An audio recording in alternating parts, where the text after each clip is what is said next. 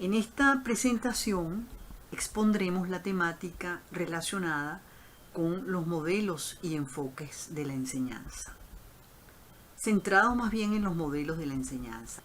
Vamos entonces a adentrarnos en la enseñanza que se da en la educación formal, educación que es intencional, gradual, que certifica. Es decir, nos referimos a la escuela, al sistema escolar, desde el preescolar hasta la universidad. Esa enseñanza tiene características particulares porque es sistemática, hace seguimiento al sujeto que aprende. No puede entenderse sino dentro de una relación con el aprendizaje. Por eso, algunos autores como Stoker denominan a esa enseñanza instrucción. Hablaremos de enseñanza, pero en realidad estaremos refiriéndonos a la instrucción, a la enseñanza que tiene como propósito que otros aprendan, por lo cual se hace seguimiento a los aprendizajes. La enseñanza es un proceso, no es lo que ocurre, vamos a tomar esto acá, no es lo que ocurre solamente en el aula, ni lo que ocurre solamente en encuentros virtuales como los empleados hoy masivamente, sino que supone una serie de actividades de planificación, de programación por parte del maestro o profesor antes de ese encuentro instruccional.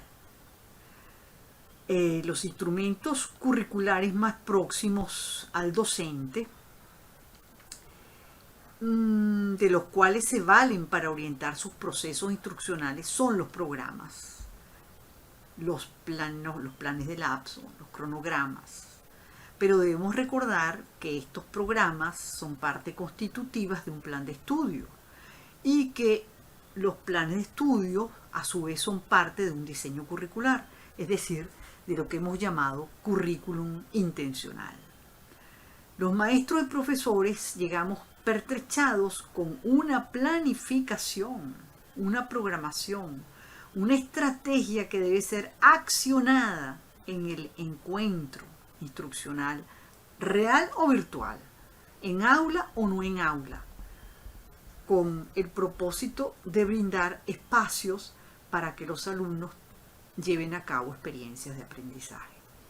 El docente da apoyo y está presente para atender a los estudiantes, está atento a sus demandas. Luego de ese encuentro instruccional, el maestro sistematiza lo que observó, lo que se hizo, reflexiona, ejerce autocrítica sobre aciertos y desaciertos, es decir, evalúa las actividades, los recursos, técnicas que se accionaron en el encuentro instruccional con el propósito de mejorar el proceso, reprogramar sobre la base de eso que evalúa, es decir, es algo continuo. El enseñar es algo real que sucede en las escuelas y nuestro deber es pensar sobre ese objeto, explicarlo. Esa reflexión sobre ese objeto en particular es lo que se conoce como didáctica. La reflexión sobre la enseñanza supone que hagamos abstracción de ella como un todo y de aquello que la constituye. Recordemos que la abstracción es una operación mental que consiste en separar una cualidad de una realidad existente para considerarla aisladamente. Esa separación, ese aislamiento, nos permite extraer los rasgos esenciales que son comunes a una cosa, a una situación, a un proceso, lo cual conduce a la construcción de un modelo. Cuando hablamos de modelo, nos referimos a una representación abstracta de la realidad. No es la realidad, sino una abstracción de ella para explicar, analizar, describir esa realidad. Un modelo empieza por abstraer y generar conceptos. Aquí estoy poniendo el ejemplo, el concepto de neutrón y protón. Un modelo se construye pues sobre la base de conceptos bien definidos. Veamos entonces algunos de estos modelos que que representan a los procesos instruccionales que llamaremos modelos didácticos, aquellos que tratan de representar las características fundamentales del proceso instruccional y las relaciones entre sus componentes. He aquí el ya conocido modelo triangular. Se representa la instrucción como la relación entre docente, alumno, supeditados los dos a un bien objetivado, como lo diría Ricardo Nassif, o sea, al contenido como conjunto de saberes culturales que deben ser enseñados en la escuela. Este modelo admite muchos enfoques. Así, por ejemplo, un docente puede concebirse a sí mismo como un dador de contenido y concebir al alumno como un ente receptor. Puede atender solamente al orden de la disciplina que enseña, priorizando solo los conocimientos. Pero otro enfoque, el docente puede concebirse a sí mismo no como un dador del contenido, sino como un orientador, concebir a sus alumnos no como entes receptores, sino más bien como miembros de un grupo que interactúa, opina, disiente y critica. Puede concebir a la materia, al contenido, no solamente atendiendo al orden de la disciplina y priorizando solamente los conocimientos, sino puede entenderlo como integrando conocimientos disciplinares con otro tipo de saberes. Aquí estamos representando el modelo didáctico José Jimeno Sacristán del año 1985. Es un modelo sistémico, piramidal. Primero, se dice sistémico porque conforma una unidad, un todo.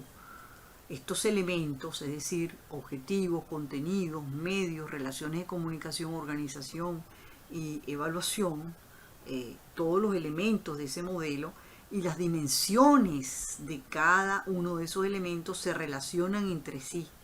Todas las partes de ese todo se relacionan entre sí. Cada parte manifiesta su presencia en esa totalidad mediante sus propiedades.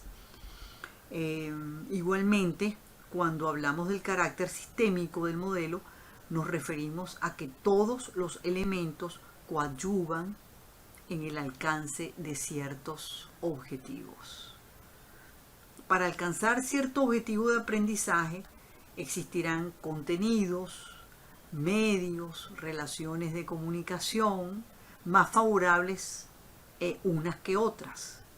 Una evaluación que realmente sea válida, es decir, que se corresponda con el objetivo que se pretende alcanzar. La manera como se dinamiza y se ponen en práctica estos elementos es lo que nuestro autor llama estrategia.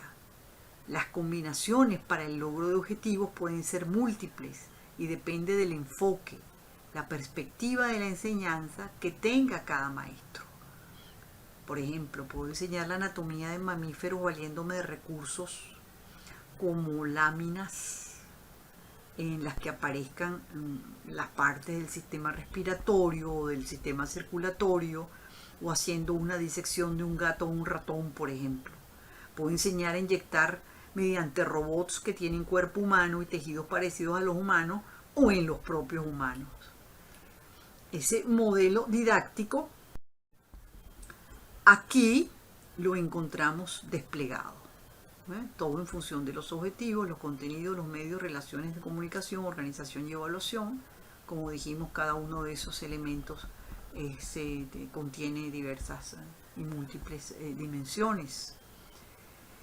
Fíjense, algo muy importante, ¿no? Se concibe este modelo no como algo aislado, sino como con una fundamentación psicológica y con una referencia sociocultural. La actividad del alumno está determinada en buena parte por su constitución psicológica e igualmente lo sociocultural debe ser tomado en cuenta en la enseñanza. Las diferencias individuales existen y no pueden soslayarse. Un modelo didáctico, un segundo modelo didáctico nos lo presentó Gimeno en 1992, más centrado en el quehacer docente. Los objetivos orientan el sentido del proceso didáctico. Los contenidos aluden a aquello que se va a enseñar, secuenciado en el tiempo y en el espacio. Contenidos que pueden organizarse en forma de unidades, por ejemplo, en forma de proyectos o cualquier otra forma. Y allí, en este elemento de los contenidos, se incluyen los recursos y medios para comunicar dichos contenidos. Y hay una diferencia con el modelo del 85. Otro componente son las actividades que se realizan, las tareas para el aprendizaje. Un cuarto componente se refiere a cómo se va a organizar el trabajo que se va a realizar.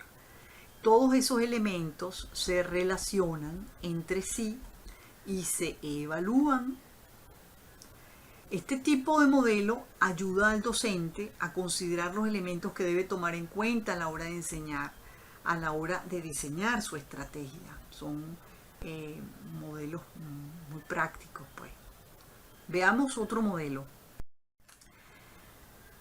citado por el mismo Gimeno, que es el modelo de Frank, modelo estructural también, modelo plano, hexagonal, cuyos elementos invitan a la reflexión mediante preguntas, que son las que reúnen todo lo que se relaciona con la enseñanza. Así tenemos el para qué se enseña, que lo podemos analogar con lo que en el modelo anterior llamábamos objetivos, meta, finalidades.